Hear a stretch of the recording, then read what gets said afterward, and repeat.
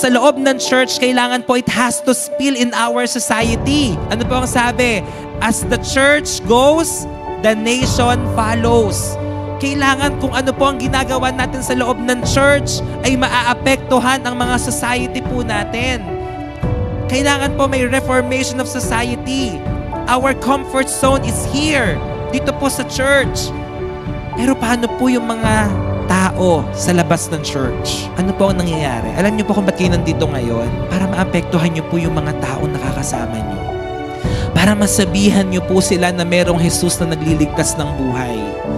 Kaya po tayo uma-attend ng church to be filled kung nanghihina tayo at yung kalakasan na iyon dahil pinupuno tayo ng Diyos at ang pag-ibig na iyon ay maibabahagi mo sa ibang mga tao paglabas mo ng simbahan pong ito. Amen po ba? Kaya tayo nandito ngayon.